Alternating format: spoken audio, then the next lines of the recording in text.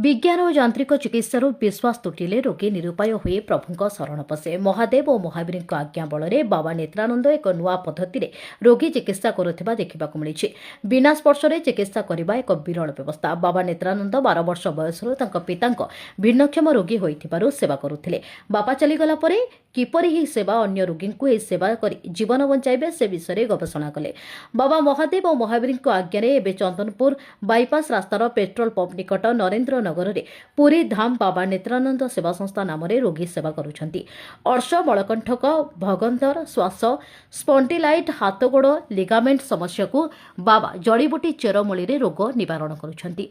यह सहित निरजनित समस्या L4 L5 L6 चिकित्सा जोगाई देउछंती। हार्ट स्ट्रोक और ब्रेन स्ट्रोक रोगी मध्य एही सेवा संस्था को आसुछंती। बाबांक लक्ष्य रही गरीब असहाय रोगी मानक मागणारे चिकित्सा सेवा जोगाइबा। बाबांकर ए सेवा संस्था दिन 11 अपराह 2टा पर्यंत एवं संध्या 7 राति 9टा पर्यंत खोला रहुछि। बाबांक सह परामर्श करिबा पई चाहुथिले मोबाइल नंबर 9938670663 किंबा 7978425801 जोगाजोग करिबा पई सेवा संस्था पक्षरु अनुरोध करा जायछि।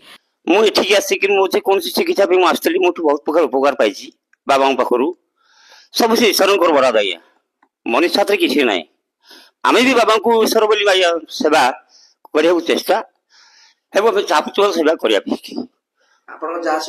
मुझे बहुत सुस्थ बहुत प्रकार रिजल्ट ओके नेत्रानंद बाबा सहित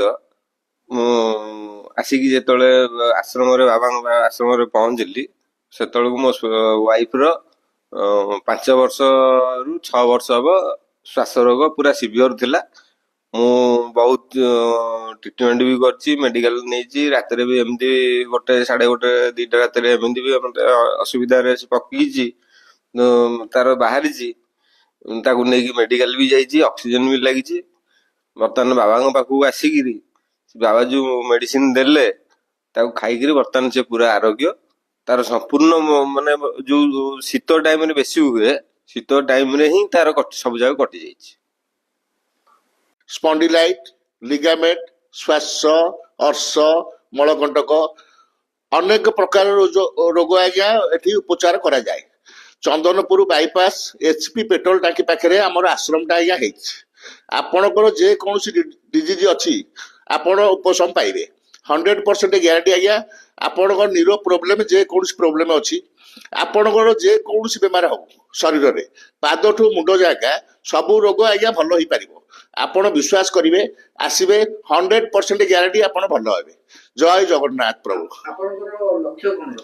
मो लक्ष्य आश्रम करी सब गरीब गुरुआ लोक जो असहाय लोक आज्ञा सब बेमार हो से भल हवा दरकार। प्रेरणा आज्ञा मो बापा छोटा थे पिला दिन मो होश पाइला से 12 वर्ष बयस रु एटा रिसर्च करी बाटे पहुंच जगन्नाथ महाप्रभु प्रभु शिव बाबा प्रभु बजरंग बाली के आशीर्वाद रु ये उपचार आयुर्वेदिक जड़ीबूटी आज्ञा आयुर्वेदिक जड़ीबूटी औषध प्रभु को आशीर्वाद 2टाक मिसिक आज्ञा दिया। पुरी सुधांशु करंक रिपोर्ट।